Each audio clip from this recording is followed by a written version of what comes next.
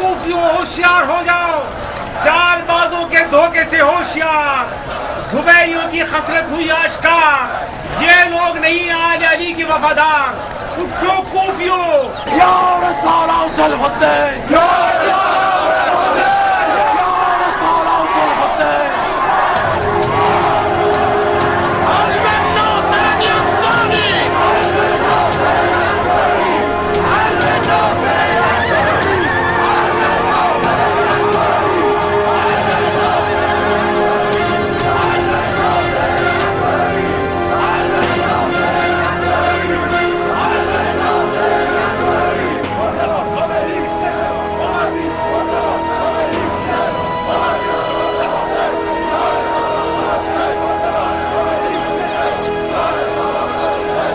اموی مر گئے ہیں یا بھاگ گئے ہیں؟ اب تمام کوفی آل زبیر کی بیعت میں ہیں۔ توابین کا نشانہ قاتلان حسین ہے، انہیں آل زبیر سے کوئی واسطہ نہیں۔ ایک ساتھ دو اونٹوں پر نہیں بیٹھا جا سکتا۔ اگر تم لوگ مسلمان ہو تو تمہیں آل زبیر کی بیعت کرنی ہوگی۔ شیر کے پنجرے میں ہاتھ مت ڈالو بے وقوفوں۔ اگر نہ مانے تو کیا ہوگا؟ ہماری بیویاں بیوہ ہو جائیں گی اور بچے یتیم۔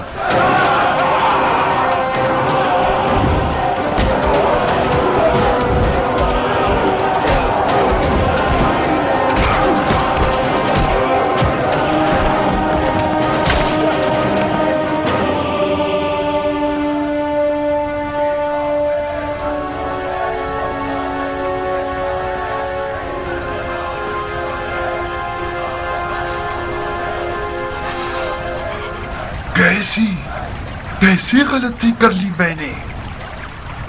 آپ نے کیا فرمایا امیر؟ تم تو خاموشی رہو بسر سعد، یہ ساری آفت ناگہانی تم اور تمہارے ساتھیوں کی مرہون منت ہے۔ معاف کیجئے گا امیر، ہم کیوں؟ ہم تو سراپا تسلیم اور اطاعت گزار رہے ہیں، لوگوں کی نظروں میں ظاہر نہ ہوئے، ساری دوستیاں ختم کر دی اور بیوہ عورتوں کی طرح خانہ نشینی اختیار کر لی ہم نے۔ اے ابن ذی الجوشن، تم نے کیا سمجھا ہے کسی بچے کا مد مقابل ہو؟ ان غمزدہ لوگوں کو کس نے غمزدہ کیا ہے؟ میں نے یا تم لوگوں نے؟ اگر میں نے تم لوگوں کی بیعت قبول نہ کی ہوتی تو آج توابین کی لعنت ملامتیں میرا گریبان نہ پکڑتی۔ توابین کا ہم سے اور آل زبیر سے کوئی لینا دینا نہیں تھا اگر ہم قاتلان حسین کو پناہ نہ دیتے۔ یہ گروہ تو مٹھی بھر بے نام و نشان لوگ ہیں، امیر خواہ مخواہ ان سے ڈر رہے ہیں۔ کوفے کے لیے اصل خطرہ ایک زہریلا سانپ ہے جو گرگٹ کی طرح چھپ چھپا کے کوفے میں داخل ہو گیا ہے، اور کسی کو اس کے معاملات اور میل ملاپ کی فکر نہیں ہے۔ مختار کی بات کر رہا ہوں۔ جھگڑے کے دوران موضوع بدل رہے ہو عمر۔ شاباش، مرحبا پسر سعد، مرحبا۔ تم نے سیاست کس سے سیکھی ہے عمر؟ مجھے یقین ہے ابن زیاد کے پاس نہیں سیکھی ہوگی۔ ابن زیاد کے پاس اگر دریات اور سمجھداری ہوتی تو مختار کو سانس لینے کی بھی مہلت نہ دیتا۔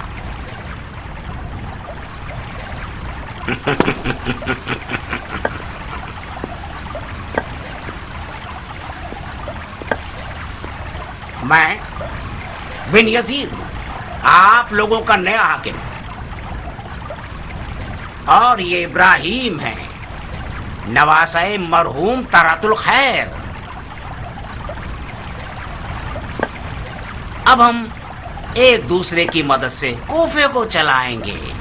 خوش آمدید شیخ، یہ کیسا حلیہ ہے؟ کوخ نشین لوگوں کے حلیے میں آئے ہیں تاکہ توابین جیسے لگیں اور ان کے غصے سے بچ جائیں۔ بہت بری طرح ان کی گردن کی رگیں پھولی ہوئی تھی۔ عراق عرب کے حجلہ عروس میں خوش آمدید امیر۔ عروس سے مراد کوفہ ہے؟ جی امیر، خدا کی قسم یہ دلہن آپ جیسے کار شناس شوہر کو ہی زیب دیتی ہے۔ میں نے سنا ہے کہ آپ زبیریوں کے اعلیٰ پائے کے سیاستدانوں میں سے ہیں۔ صحیح۔ اگر میں پائے کا سیاستدان ہوتا تو کسی بیوہ دلہن کے حجلے پر ہرگز قدم نہیں رکھتا جس کے شوہر ہونے کا دعویٰ ہزاروں خبیث لوگ رکھتے ہیں۔ جناب عامر، یقیناً آپ اپنی غلطی کی طرف اب تک متوجہ ہو چکے ہوں گے۔ آپ نے کوفے میں غیر سنجیدہ فیصلے سے وہ آبرو آل زبیر گمائی ہے جو 3 سال اور کچھ عرصے میں خون دل سے حاصل کی تھی. اور اگر مجھے یہ یقین نہ ہوتا کہ تمہاری یہ خطا تم نے جان بوجھ کر نہیں کی تھی تو میں ابھی حکم دیتا کہ تمہاری آبرو ریزی کر دی جائے. تم پسر سعد اور تم ذل جوشن کے بیٹے اور تم لوگ جن کے ہاتھ فرزند رسول کے خون میں بھرے ہوئے ہیں. آل زبیر وہ پہلا گروہ تھا جس نے خون حسین کے دفاع میں بات نہیں کی، عمل کیا. یاد رکھو کہ آل زبیر اپنے عہد پر ثابت قدم ہے اور پختہ ارادہ رکھتے ہیں کہ قاتلان حسین کے ساتھ جنگ کریں. توابین بھی یہی چاہتے ہیں. ہاں تو پھر چاہیے اور اپنے آپ کو ہمارے اور توابین کے خلاف لڑنے کے لیے آمادہ کیجیے. اگر جیت گئے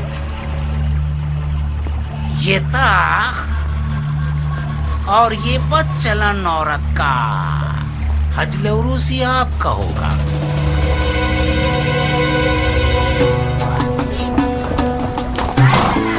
بن یزید ہائے ہائے،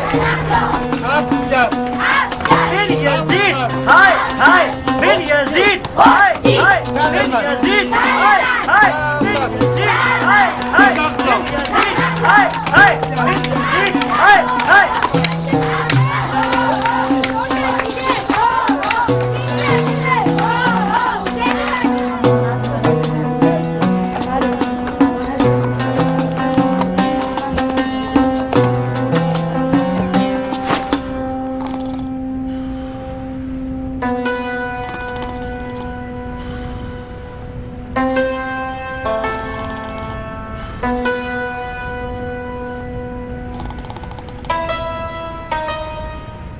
آقا، آقا، میرے آقا اٹھیے.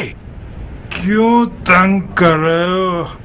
آقا کے بچے سونے دو مجھے. اٹھیے میرے آقا.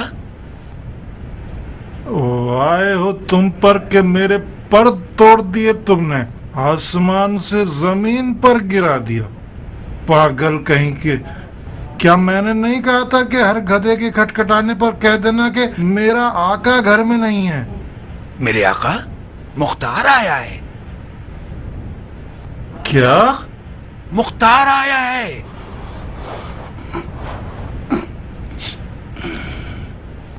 کون؟ مختار آیا ہے. مختار؟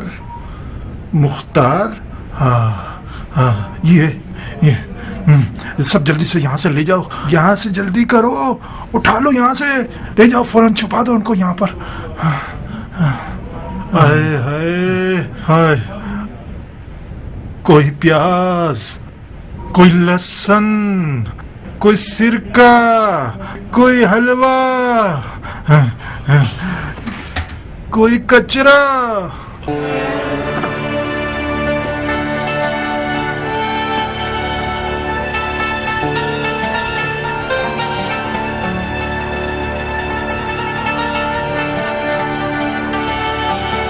واہ واہ، کیا روپ ہے، کیا قد و قامت ہے.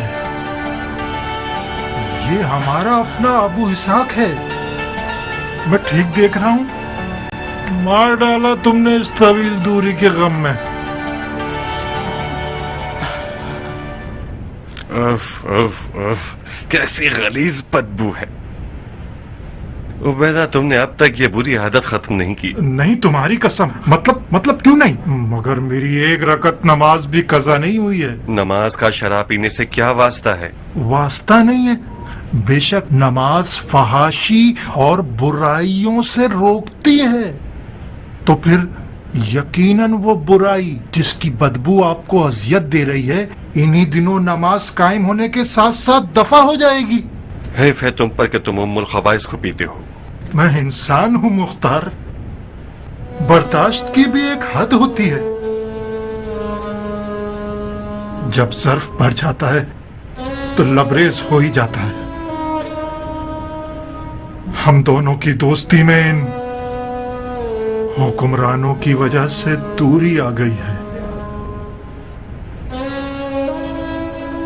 तन्हा रह गया था मैं इस झूठ, मुनाफकत, जुल्म और धोखे के शहर में। तुम जो गए हो, उबैदा भी बेकस और यतीम हो गया। ताली एक हाथ से नहीं बजती मुख्तार।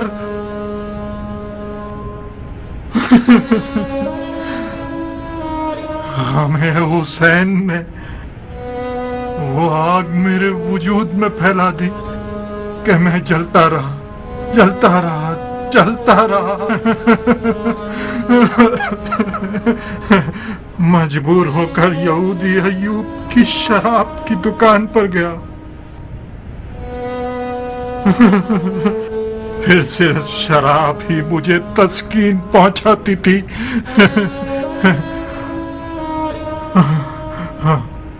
अब तुम आ गए हो तो मुझे इस शराब की जरूरत नहीं। कसम से आज के बाद मुंह भी नहीं लगाऊंगा। इंशाअल्लाह। कब क़याम कर रहे हो? हाँ, मैं तो एक लाजवाब से सवाल में उलझ गया हूं उबैदा। ये कैसे हो सकता है कि इश्क़ हुसैन को उस दिल में जगह दी जाए जो शराब से आलूदा हो? मैं खुश हो गया था कि मुख्तार ने मेरे इश्क पर बावर किया है। बावर न किया होता तो मेरा सवाल लाजवाब न रहता। आज रात तुम्हारा मुंतजिर हूं उबैदा। आओ हमारे क़याम के बारे में गुफ्तगू करें। सर आंखों पर मुख्तार।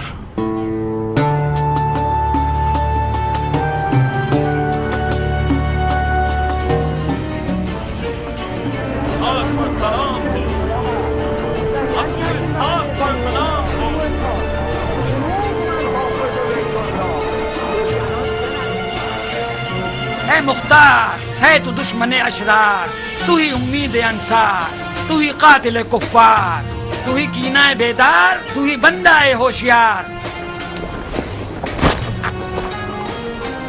शुक्रिया, शुक्रिया। मुख्तार जरा जोर से चिंगार, सरे खल्क़े खता खार, बस एक बार के डूबी है शब तार, हुआ मौसम पेकार, वकिना रब्बना अज़ाबन नार। मरहबा, बहुत खूब।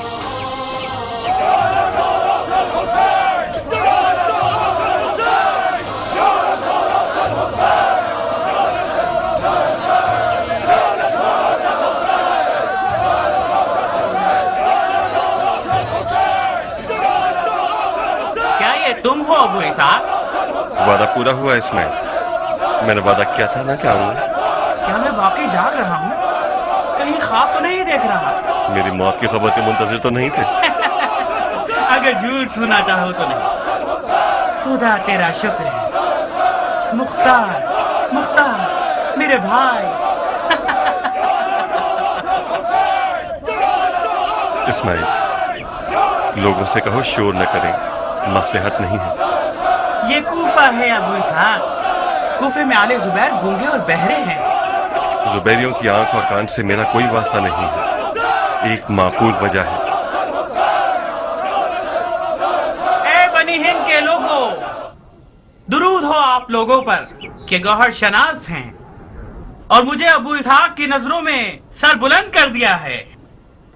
यकीनन अबू इसहाक मक्के से हमारे लिए कोई कीमती सौगात लेकर आया है। फिलहाल रास्ते का थका हुआ है, अब इसे थकन दूर करने का मौका दीजिए और फिलहाल शोर मत कीजिए। जब मैंने सुना कि जुबैर के बेटे की शराइक के साथ बेअत की है तो तुम्हारा फातिहा पढ़ दिया था और यकीन कर लिया था कि अब मुख्तार के साथ जाने भी होंगी तो भी अपनी जान इन मनहूस जुबैरियों के जाल से किसी तरह नहीं बचा सकेगा। तुमने गलत नहीं सोचा था इस्माइल। अगर खुदा का लुत्फ करम न होता तो मैं आले जुबैर की कीने की आग में जल जाता। یہ گروہ یزید اور اس کے ساتھیوں کی روش پر ہی چلے گا. جب تمہاری بیعت کی خبر سنی تو میرے تو سینگ نکلنے والے تھے. تمہارا اس منحوس اولاد سے کیا واسطہ؟ وہ ہمارے مولا علی کے فرمان کے مطابق زبیر کی وہی منحوس اولاد ہے جس نے اپنے باپ پر بھی رحم نہیں کیا، اور جنگ حمل میں اس نے اپنے باپ کے گردن پہ تلوار رکھی اور اسے اکسایا کہ وہ علی سے جنگ کرے. اسماعیل، میں نے اس بیعت کے ساتھ اپنے آپ کو شیعوں کے اس گروہ میں بدنام کر لیا ہے تاکہ اس منحوس اولاد کی نحوست کو ان لوگوں پر ثابت کر سکوں جو اس کے دیوانے بنے ہوئے ہیں. یہ مت بھولنا کہ اب بھی کوفے میں بہت سے لوگ اس منحوس اولاد کے طرفدار ہیں. آج رات اپنے بھائی کے ساتھ مجھ سے ملنے کے لیے آؤ. کچھ نئی باتیں ہیں تم لوگوں کے لیے، سنو گے تو محسوس ہوگے. اسد شوق امیر، اگر مجھے مختار کے سیاست باز ہونے کا علم نہ ہوتا تو تم یقیناً میرے سر پہ 2 سینگ دیکھتے. آل زبیر کے نمک حلالی کرنے والے تو نہیں ہوئے نا مختار؟ عبد الرحمن، آل زبیر جو کھانا علی کے محبوں کو دیتے ہیں اس میں نمک کے بجائے زہر حلاحل ڈالتے ہیں. جو شیعہ زبیریوں کے سفرے پر بیٹھتا ہے وہ نمک حلالی کرنے والا نہیں بنتا، مر جاتا ہے. تو کتنی عجیب بات ہے کہ مختار زندہ ہے. میں زندہ رہ گیا کیونکہ زہر کی کاٹ اپنے پاس رکھتا تھا.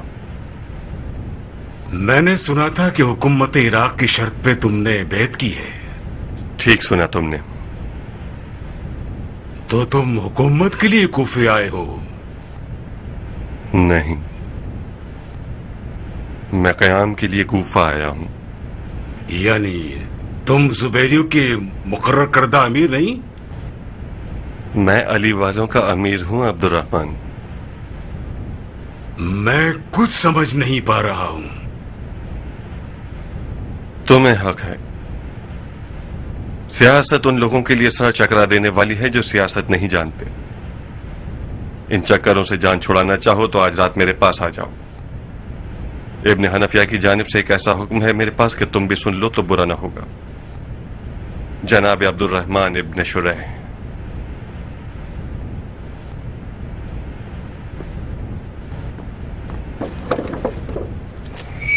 شیعوں کے شیر کے دیدار سے ہماری آنکھیں روشن ہوں. تمہاری مکہ کی دلاوری اور کارناموں کا شہرہ تمہارے مریدوں کی زبان کا ورد بن گیا تھا مختار. میں نے سنا ہے کہ یزیدی لشکر تمہارے بازوں کو اعجاز دے کر انگشت بدنداں ہو گئے تھے. صاحب، معجزہ میرا نہیں تھا جس نے شامی دیو کو زمین بوس کر دیا. عشق علی نے میرے بازوؤں کو طاقت بخشی تھی. علی علی علی، خدا کی قسم اگر دریا مل جائے تو میں بھی تیراکی جانتا ہوں. میرا سینہ عشق علی سے مالا مال ہے. دریا تھا ایک کربلا جیسا صاحب،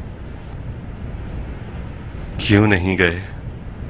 مجھے نہیں معلوم کہ ایسا کیوں ہوا، پتہ نہیں. مجھے ملامت مت کرنا کہ کسی کتے کی طرح پٹتا رہا ہوں. شیطان مجھ میں سما گیا تھا اور مجھے کربلا کے بھور سے ڈرا رہا تھا. اگر قیام کا ارادہ ہے تو میرا ہاتھ حاضر ہے. ہماری وعدہ گاہ آج رات میرا گھر ہے صاحب. ایسا حکم ہے ابن حنفیہ کا جسے تمام بزرگان شیعہ کو سننا ہوگا.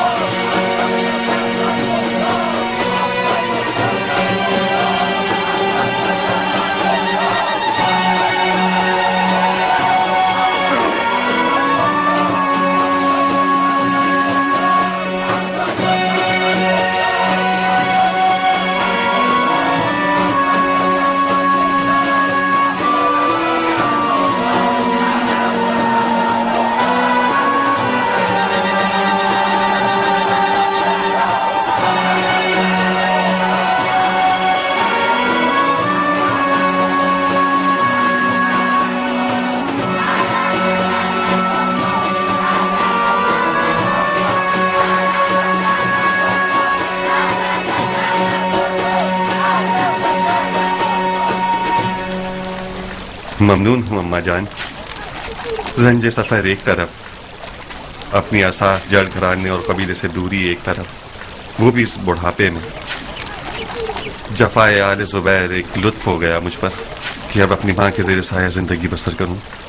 سب سے پہلے تو یہ کہ بڈھے ہو گئے تم خود. مجھ سے زیادہ توقع مت رکھنا کہ میں عمر کے آخری حصے تک کوفے میں رہوں گی. بہت جلد مختار قیام کرے گا، آل زبیر کی بساط الٹ کے رکھ دے گا اور میں طائف کی طرف لوٹ جاؤں گی.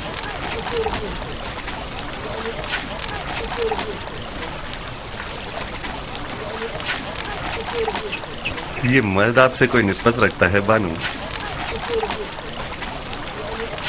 یہ مرد میرا بیٹا ہے.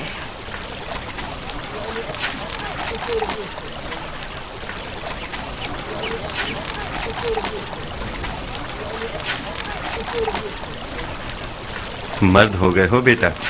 آپ کی بہت یاد آتی تھی بابا. اپنی یادوں کو زبان پر مت لاؤ. کیوں بابا؟ یادوں کا ذکر کرنا جنگجو مردوں کو نقصان دیتا ہے.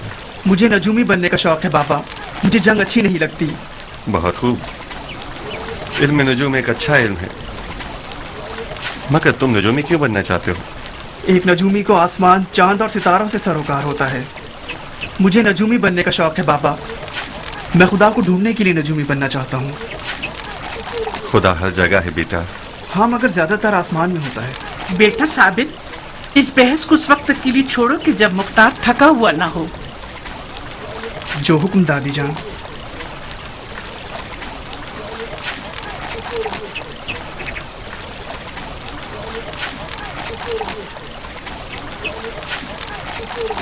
میں لوٹ آیا ناریا، مگر وہی ہمیشہ کے مسائل کے ساتھ. خوش آمدید مختار. یہ گھر تمہارے بنا بہت اداس تھا. دما جب آئی تو ان کے ساتھ تمہاری روح بھی آ گئی. پتہ چل گیا کہ تم آنے والے ہو. آج رات سے تمہارا گھر میدان جنگ ہے. تعجب نہیں ہوگا مجھے. دما مجھے سب کچھ بتا چکی ہیں.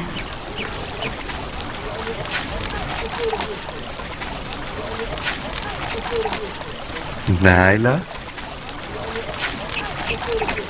بابا کی جان، کتنی بڑی ہو گئی ہو. آپ کے ہاتھ چوم لوں بابا. اماں جان آپ شاید ہار گئیں. بابا مجھے پہچان گئے. خدا جانتا ہے کہ میں جنگ اور خون ریزی پر ہرگز مائل نہیں ہوں، مگر میرا دل چاہتا ہے کہ خداوند عالم میرے بھائی اور ان کے اہل بیت کے قاتلوں کو ذلت اور رسوائی میں مبتلا کرے اور ہمارے خون ناحق کا امتحان لے. مختار میرا امین وزیر اور امیر ہے. اسے عراق پر مامور کرتا ہوں تاکہ ہمارا دفاع کرے. جو بھی مختار کا ساتھ دے گا اس نے ہمارا ساتھ دیا. وعلیک بتقوی اللہ ما استطعت.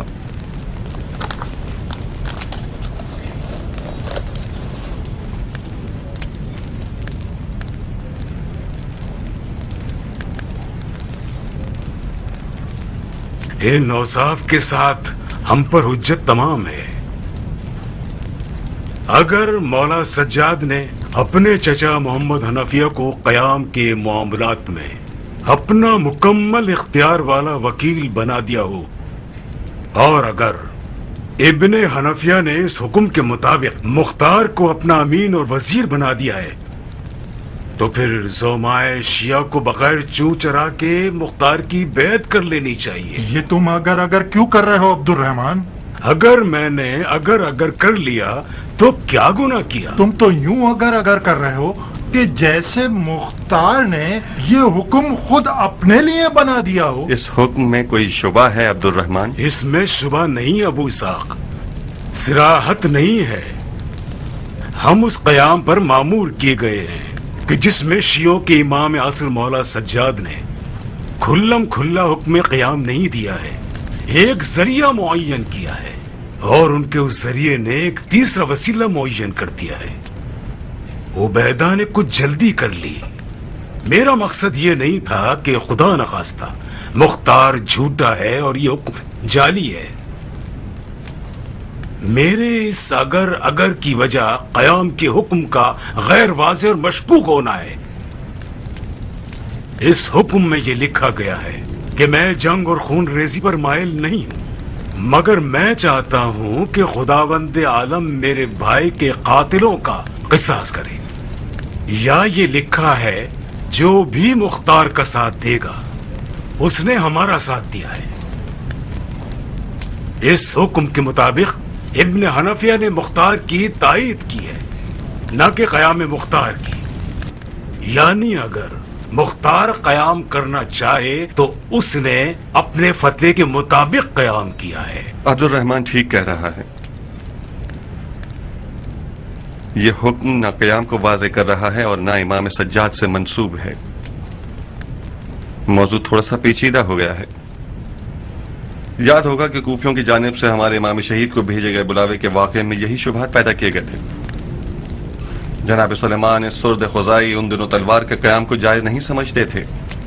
ان کا عقیدہ یہ تھا کہ جہاد کا حکم خود امام کا وظیفہ ہے، اور آپ لوگوں کو یاد ہونا چاہیے کہ انہوں نے حضرت مسلم ابن عقیل کے قیام کو مکروہ ٹھہرایا اور پیچھے ہٹ گئے، اور وہی ہوا جو نہیں ہونا چاہیے تھا. اور مولا حسین اس وقت تلوار سے قیام نہ کرنے کا کیا عذر رکھتے تھے، یہ کوئی چھپا ہوا موضوع تو نہیں، آپ سب جانتے ہیں. آج مولا سجاد کی حکایت ان کے شہید بابا کے حالات اور مصلحت سے زیادہ سخت ہے. آج ایک نئی مصیبت بھی ہمارے سروں پر منڈلانے لگی ہے. مصیبت دو خاندانوں کی ہے. آل امیہ کم تھی کہ آل زبیر کا بھی اضافہ ہو گیا. اگر آج مولا امام سجاد علیہ السلام اپنے چچا کو وسیلہ بناتے ہیں، یا اگر ان کے چچا کھلم کھلا حکم نہیں دیتے ہیں، تو یہ صرف یزیدی اور زبیری فتنہ گروں کے منہ بند کرنے کے لیے ہے، جو بے شک خوب جانتے ہیں کہ عوام کو کیسے فریب دیں. بخدا قسم بہت افسوسناک بات ہے کہ شیعہ اتنے سارے تجربوں اور اتنا سارا خون بہ جانے کے بعد بھی اس جیسے شبہات کا دامنگیر ہو جائے. مجھے جواب مل گیا ابو اسحاق. تو تم مانتے ہو کہ شیعوں کا انتقام خون حسین کے لیے قیام کرنا علماء شیعہ کا وظیفہ ہے؟ جی ہاں، مانتا ہوں. تو تم سلیمان کا کیا کرو گے؟ ابن زیاد ایک عظیم لشکر کے ساتھ عراق کی جانب نکل چکا ہے. سلیمان اور توابین ان سے لڑنے جانا چاہتے ہیں. ان کی نیت بھی انتقام خون حسین ہے. سلیمان ایک صاف ستھری نیت رکھتا ہے، اس میں کوئی شک نہیں، مگر سلیمان کے پاس سیاست ہے ہی نہیں. وہ سب کو مرنے کے لیے لے جا رہا ہے. جنگ کی سپہ سالاری اسے کرنی چاہیے جسے کام کا ہنر آتا ہو. تو ابو اسحاق سے بہتر کون ہو سکتا ہے؟ سلیمان مختار کو دیے گئے حکم سے بے خبر ہے. اگر اس سے بات کر کے اسے یہ حکم دکھا دیا جائے تو وہ قانے ہو جائے گا اور مختار کی بیعت کر لے گا. یہ ناممکن ہے کہ سلیمان مختار کی بیعت کے لیے راضی ہو جائے. کیوں راضی نہیں ہوگا عبیدہ؟ وہ اپنے آپ کو مختار سے زیادہ عالم سمجھتا ہے. میرے مطابق بات شرعی احکام میں عالم پر فعل عالم بھی ہوتا ہے. اس حکم میں تمہارے مطابق قیام ایک ایسا شرعی وظیفہ ہے جو علماء کے ملے جلے فیصلے کے بعد ہونا چاہیے. اور سلیمان اس سے کوئی بات ہی نہیں ہوئی. عبیدہ، ابو سعد، تم خود سلیمان سے بات کیوں نہیں کر لیتے ہو؟ عبیدہ ٹھیک کہہ رہا ہے صاحب. میری اور سلیمان کے درمیان کوئی موافقت ہو ہی نہیں سکتی. کیوں؟ قیام کے معاملے میں میری رائے سلیمان کی رائے سے فرق رکھتی ہے. پہلی یہ کہ میں یہ کہتا ہوں کہ ہمیں ایسے لڑنا چاہیے کہ جیت جائیں، مگر سلیمان جیتنے کے لیے نہیں لڑ رہا. اس کا مقصد صرف شہادت ہے. سلیمان کی نظر میں جیت کا مطلب شہادت ہے. دوسری بات یہ کہ میں قیام کو کوفے پر تسلط حاصل کرنے سے شروع کروں.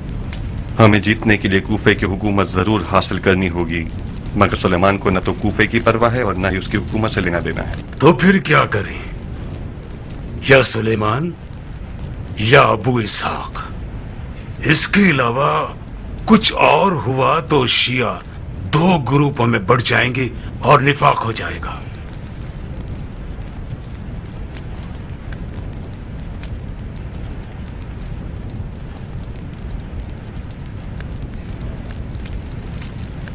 خدا جانتا ہے کہ میں شیعوں کے تقسیم ہونے پر راضی نہیں ہوں، مگر میں اس جنگ میں ساتھ بھی نہیں دے سکتا کہ جس کا انجام شیعوں کا قتل عام اور شکست ہو. ابن مرجانہ ایک بڑے لشکر کے ساتھ عراق کا رخ کر چکا ہے. آپ جانتے ہیں کہ اس کا مقابلہ کرنا اتنا آسان نہیں ہے. سلیمان ایک دفعہ اس کے مقابلے میں مغلوب ہو چکا ہے. اب واحد راستہ جو میری نظر میں تھا وہ یہ تھا کہ آپ بزرگان قوم سے بات کروں. اگر آپ لوگوں کو میری بات حق لگتی ہے تو سلیمان اس کے ساتھیوں سے بات کر کے دیکھ لیجئے. شیعوں کے بزرگوں میں سے کچھ افراد سلیمان کے ساتھی ہیں. اگر قوم کے بزرگ اور علماء مختار کی حقانیت پر اتفاق رائے دکھا دیں تو سلیمان بھی مان جائے گا. اگر میں بات کروں تو ممکن ہے کہ وہ یہ سمجھے کہ میں حکومت کی محبت میں مبتلا ہو گیا ہوں، اگرچہ میں یہ بھی سن چکا ہوں کہ میں حکومت اور ریاست کے حصول کے لیے یہ سب کچھ کر رہا ہوں. اگر مجھے حکومت کی ضرورت ہوتی تو میں آل زبیر کی بیت میں ہی رہتا اور پسر زبیر کی دی ہوئی حکومت کو نہ ٹھکراتا. اس نے مجھے کوفے کی حکومت دے دی تھی، میں نے انکار کر دیا کیونکہ آل زبیر کو برحق نہیں جانتا تھا. سلیمان کو اگر پتا ہوتا کہ بن یزید کس لیے کوفہ آ رہا ہے تو ایک لمحے کی تاخیر کے بغیر میری بیعت کر لیتا. آج رات کون سی تاریخ ہے؟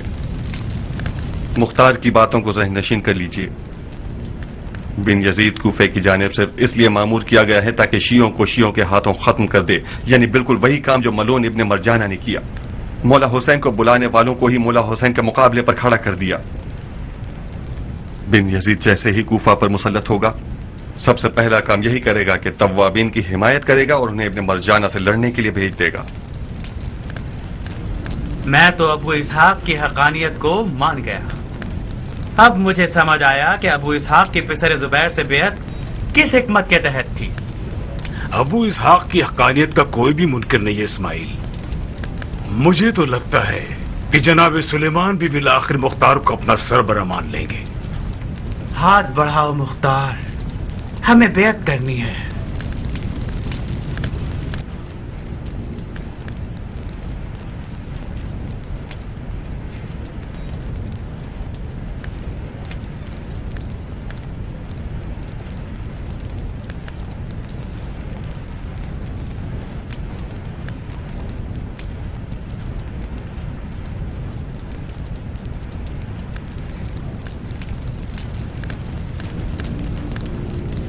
لا حول ولا قوة الا باللہ.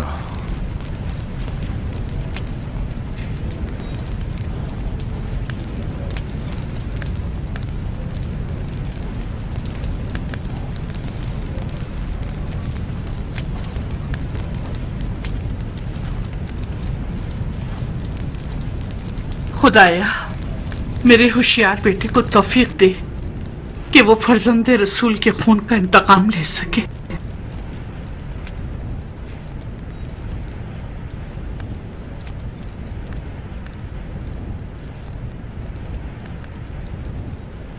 اگر عامر کو ابن زبیر نے چنا ہوتا اور عامر کوئی خطا کر گزرتا تو اس کا گناہ خلیفہ کے سر ہوتا کہ اس نے صحیح انتخاب نہیں کیا ہے، مگر عامر تو آپ لوگوں کا چنا ہوا شخص تھا. خلیفہ نے آپ کی رائے کو محترم ٹھہرایا اور آپ کے انتخاب پر بھروسہ کیا اور اس کی چند سالہ عزت و آبرو برباد ہو گئی. خلیفہ کو کوئی حق نہیں پہنچتا کہ مجرموں کو امان دے. اب یہ تو کوئی بات نہیں نا کہ خلیفۃ المسلمین جو چاہے کر گزرے. مجرموں سے انتقام لینا خدا کا حکم ہے. آل زبیر اس بات پر فخر کرتے ہیں کہ انہوں نے انتقام خون حسین کا پرچم سب سے پہلے لہرایا. اگر آج کوفے میں آواز یا لسارات الحسین بلند ہے تو ضعیف افتخار درود خدا ہو ان مومنین پر جنہوں نے اپنے آپ کو تواب کہلایا ہے اور خدا کے دین کی نصرت کے لیے کھڑے ہوئے ہیں. توابین کا جو ارادہ ہے وہی زبیری خلیفہ کا ارادہ ہے. آل زبیر بھی یہی نعرہ لگانے کے لیے اٹھ کھڑے ہوئے ہیں. یا لسارات الحسین.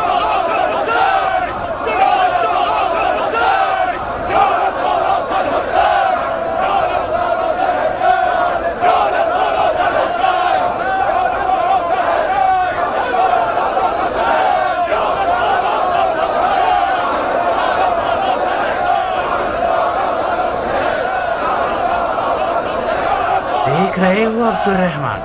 آخر وہی ہوا نا جس کی مختار نے پیش گوئی کی تھی۔ ظاہر ہے مختار سالوں اس گروہ کے ساتھ رہا ہے اسماعیل، اسے ان کے ہر حربے کا اندازہ ہونا بھی چاہیے۔ تم اب تک مختار کے بارے میں تردد رکھتے ہو عبد الرحمن؟ مجھے ڈر ہے کہ اس گروہ کی سیاست بازیاں مختار میں بھی سرایت کر گئی ہیں اسماعیل۔ اپنے دل کو صاف کرو آدمی۔ ایک خطرناک شک میری جان کو لاحق ہو گیا اسماعیل۔ میں مکہ جا کر ابن حنافیہ سے اپنی ذمہ داری پوری کرنا چاہتا ہوں۔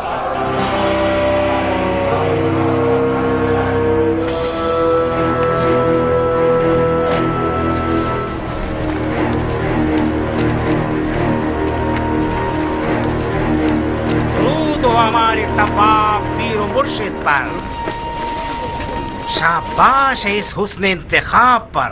بے شک توابین کا عنوان بہت بامعنی ہے۔ زی نصیب آپ لوگوں کے کہ اپنے نفس امارہ کو ذلیل کر چکے ہیں۔ آپ جیسے مومنین امت کے فخر کا باعث ہیں۔ خدا آپ لوگوں کے درجات مزید بلند فرمائے۔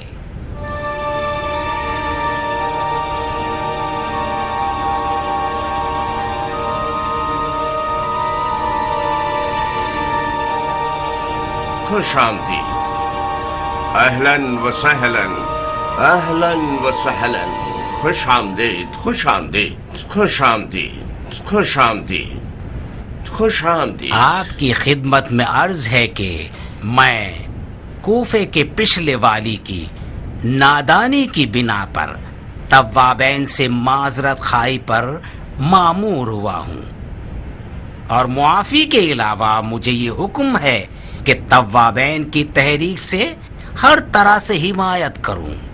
آپ کو تو پتا ہوگا کہ ابن زیاد ایک بڑے لشکر کے ساتھ عراق کی طرف نکل چکا ہے۔ سنا ہے کہ آپ اس سے قصد جہاد رکھتے ہیں۔ ہماری مدد اور ہمارے بیت المال کے پیسے کو قبول فرمائیے۔ یہ جو آپ نے کوفے کے پچھلے حاکم کی گری ہوئی اور توہین آمیز حرکت کی معافی مانگی تو مجھے آپ کا عذر قبول نہیں کرنا چاہیے، خدا کو قبول کرنا چاہیے۔ حسین خون خدا ہے، احانت خون حسین احانت خدا ہے۔ اور توابین کے جہاد کا جہاں تک مسئلہ ہے، جی ہاں کریں گے انشاءاللہ۔ توفیق ملی تو توابین اپنے شہید امام کے قدموں میں بوسہ دے کر ایک نئی کربلا آباد کرنا چاہتے ہیں۔ اور آپ لوگوں کی مدد کی جہاں تک بات ہے، اس پر غور کیا جا سکتا ہے۔ آپ کی تمام تر باتیں، خاص طور پر آپ نے کوفے کے دارالحکومت میں داخل ہوتے ہی جو برتاؤ عمر سعاد لعین اور شمر خبیث کے ساتھ کیا، اور اس کے علاوہ جو خطبہ آپ نے مسجد کوفہ کے منبر پر دیا اور جو بیانات دیے ہیں وہ ہم تک پہنچے ہیں۔ آپ نے باتوں میں تو اپنی بھائی چارگی ظاہر کر دی، اب یہ دیکھنا ہے کہ آپ عمل میں کیا کرتے ہیں۔ امید ہے کہ ہم عمل میں بھی اچھے ہی رہیں گے۔ خدا پر توکل کیا۔ ویسے مختار کہاں ہے؟ وہ آپ لوگوں میں نظر نہیں آ رہا۔ مجھ سے کیوں پوچھ رہے ہو؟ مختار آپ کا دوست ہے۔ ہاں، وہ مختار ہمارا بھی دوست ہے۔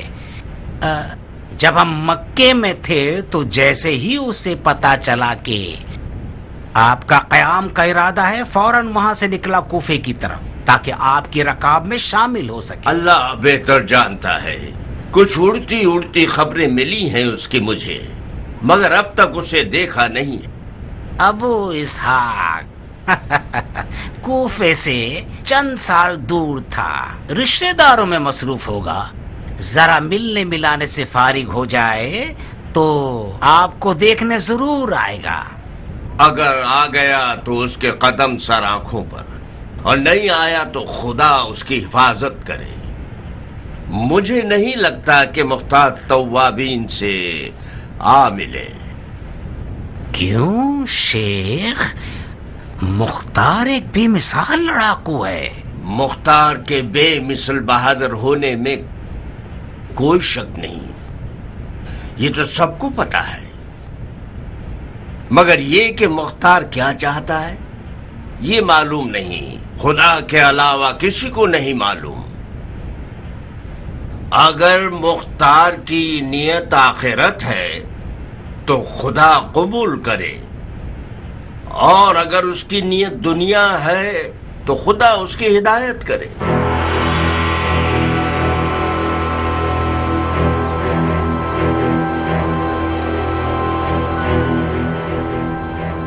अर्ज किया था ना, ये भेड़िया शियों के सर पर वही आफत ढाने वाला है जो इब्न ज़ियाद ने हजरत मुस्लिम के जमाने में किया।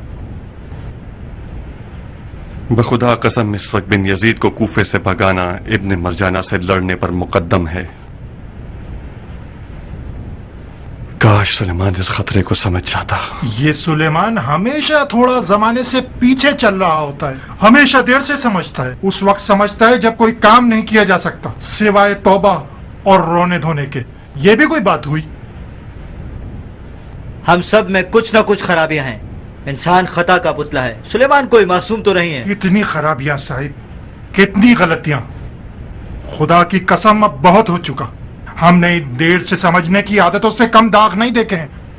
अबू इसहाक, तुम्हें तुम्हारी दाढ़ी की कसम कयाम शुरू कर दो और मसले की जड़ को खत्म कर दो। हौसला रखो उबैदा, हम तफर्रुकाबाजी नहीं फैलाना चाहते। मत घबराओ मुख्तार, हम तफर्रुकाबाजियां नहीं करेंगे। उबैदा भी मेरी तरह अपनी तलवार की छकाछक सुनने को बेचैन है। नुखैला क्यों नहीं चले जाते? तब वाबीन ने वहाँ पड़ाव डाल दिया है। इस्माइल, परेशान हो? इस कदर चूं चरा में परेशान क्यों हो?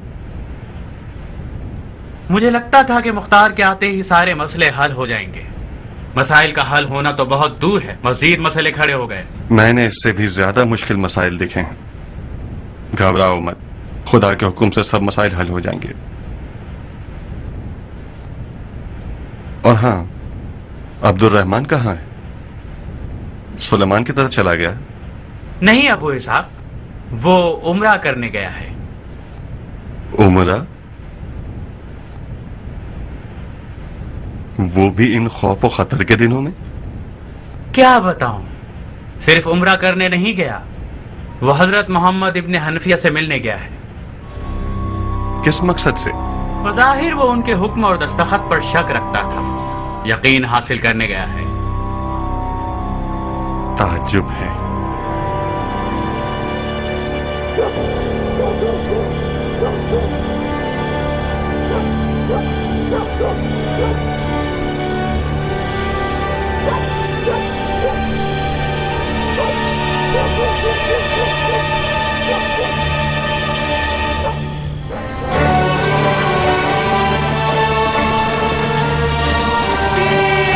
कमान में निशाना मारो। कमान में निशाना मारो।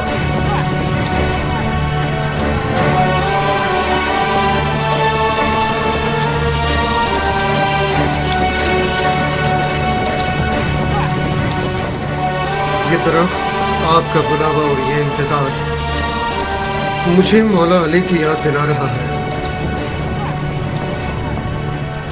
जंगे नहरगां के बाद मैंने मौला अली को देखा कि इसी मुकाम पर इस दरख्त के नीचे बैठे हुए थे और कुफियों की राह तक रहे थे। बहुत कम लोगों ने उनकी आवाज पे लब्बैक कहा। इस मलहून कौम का दोगलापन हमेशा ऐसा ही रहेगा। मौला अली की बद्दुआओं ने नस्ल दर नस्ल कुफियों को अंधा और गूंगा बना दिया है।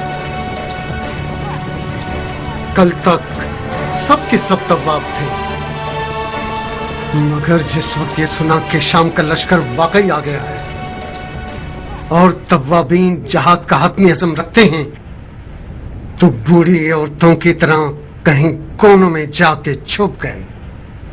कुम मिन फ़ियतुन क़लील, जो नहीं आएगा वो अपना नुकसान करेगा।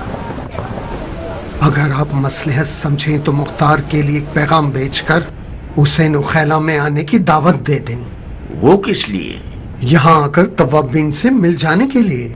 इसमें शक नहीं कि मुख्तार और उसके साथी आ जाएं तो हमारी फौज की ताकत बहुत बढ़ जाएगी। क्या मुख्तार को नहीं मालूम कि हमने नुखैला में पड़ाव डाला है? हाँ, यकीनन जानता है। तो फिर अगर आना चाहता तो अब तक आ चुका होता। आप तो अबू इसहाक को जानते हैं, जरा सा मगरूर है। तवक्को होगी कि आप बजाते खुद उसे आने की दावत दें। तकब्बुर से खुदा की पनाह। मतलब ये कि अगर मैं भी उसे ना बुलाऊं तो मैं भी मगरूर कहलाऊंगा। आप मुबर्रा हैं किब्र और गुरूर से। नहीं रुफाहा, नहीं, मैं भी एक इंसान हूं। खुदा और शैतान के दरमियान एक बाल बराबर रास्ता है। मैं अब तक ये समझता था कि मुख्तार हमारे क़याम का मुखालिफ है, जब ही सामने नहीं आ रहा। असल क़याम से वो हरगिज मुखालिफ नहीं है। उसका ये कहना है हमें ऐसी तदबीर से जंग लड़नी चाहिए कि फातेह मैदान बनकर वहां से लौटें। ठीक है, जीत का अपनी जात में अलग मजा है, लज्जत है। हम भी जीतना चाहते हैं, मगर हर कीमत पर नहीं। हमारी जंग का मेयार अली का अंदाज होना चाहिए। हम पुरजोश अंदाज में मैदान में जाएंगे और खालिस दिल के साथ तलवार चलाएंगे। अब जीत जाएं या मर जाएं, हम फातेह कहलाएंगे।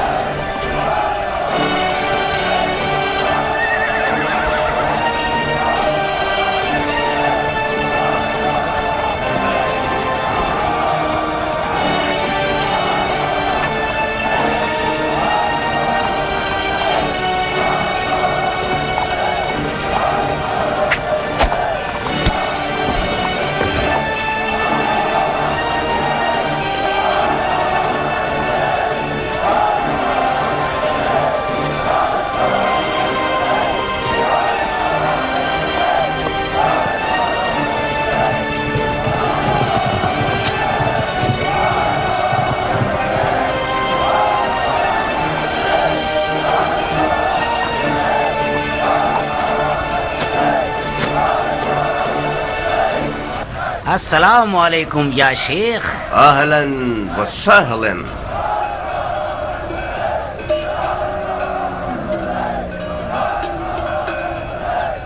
लश्कर का झुंड कभी जंग के अंजाम की दलील नहीं होती। मैदान का फातेह वो है जिसकी नीयत खुदा हो। असली कुव्वत तो फौजियों के दिल में होती है, फौज के ईमान से वाबस्ता होती है। आप मुझसे बेहतर जानते हैं कि बहुत से गज़वात में कुफ्फार की तादाद मुसलमानों की फौज के कई गुना ज्यादा रही है और जंग का अंजाम भी ज्यादातर मुसलमानों के हक में रहा है। आज शाम की फौज एक मुरझाई हुई, एक दूसरे के खिलाफ और बेहदफ है, जो कि एक चीख से 100 टुकड़े हो जाएगी। जो जोश और वलवला मैंने आज नौखेला में देखा है, खुदा ने चाहा तो आप लोग मैदान ले जाएंगे। आप तो ऐसे बात कर रहे हैं जैसे हम डरे हुए हैं। सच पूछिए तो मुझे नौखेला में मजीद मजमा होने की उम्मीद थी। तव्वाबीन कलील तादाद में है, मगर हकीकत में ये लोग बहुत ज्यादा हैं। और जैसा कि आप फरमा रहे हैं कि शाम के हालात درہم برہم ہیں. اس کے برخلاف مجھے لگتا ہے کہ شام کی حکومت کسی طور بھی سرگرداں نہیں ہے اور حالات مکمل اختیار میں ہیں. عبد الملک مروان کے ہوتے ہوئے ایک مضبوط اور مسلط حکومت ہو گئی ہے. اگر آل زبیر سچ میں دین کے لیے فکر مند ہیں اور بنی امیہ کو دشمن جانتے ہیں تو انہیں بھرپور انداز میں میدان میں آنا چاہیے. اس مٹھی بھر سونے کے سہارے نہیں جو بلا خیز ہوتا ہے. میں مانتا ہوں کہ یہ ساری امداد آپ کے عزم و ارادے کے سامنے کچھ بھی نہیں، مگر میں جو کچھ بھی کر سکتا تھا وہ یہی تھا. میں ابھی کوفہ آیا ہوں، ابھی میں کوفے کے حالات پر مسلط نہیں ہوں. اگر آپ جلدی نہ کریں اور کچھ عرصہ صبر کریں تو شاید میں ایک لشکر تیار کر کے آپ کے ہمراہ روانہ کر سکوں. کب تک صبر کریں بندہ خدا؟ شامیوں نے عین الوردہ کے قریب پڑاؤ ڈال دیا ہے. صبر کریں تاکہ وہ کوفے کا محاصرہ کر لیں. مجھے پتا نہیں، جیسا آپ کو مناسب لگے وہی کیجیے. توابین اپنے شرعی وظیفے پر عمل کریں گے. مجھے نہیں معلوم آپ کے دماغ میں کیا چل رہا ہے، مگر بہتر ہوگا کہ آپ یہ جان لیجئے کہ شیعوں نے عراق میں بہت سنگین تاوان دیے ہیں.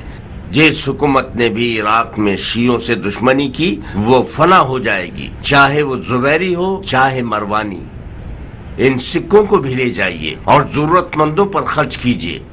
علی کے بعد بہت سے غریب اور ضرورت مند لوگ بھوکے رہ گئے ہیں.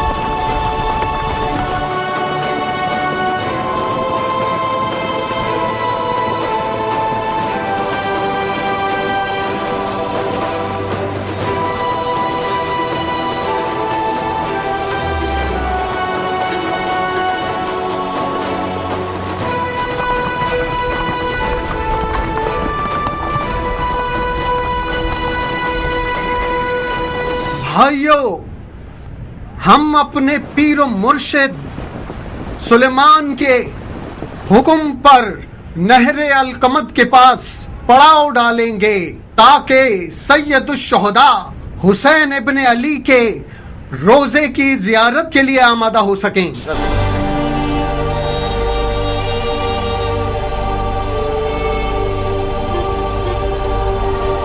اے تواب بھائیو، میں اپنی تلوار کا نیام توڑ رہا ہوں تاکہ آج کے بعد یہ نیام میں نہ جائے. میں اپنے سر کے بال تراشوں گا جو کہ ایک مجاہد کی پہلی نشانی ہے. میں غسل شہادت کروں گا اور کفن پہنوں گا اور قسم کھاتا ہوں کہ نہ مال غنیمت کی لالچ میں لڑ رہا ہوں اور نہ دنیا کی لالچ میں.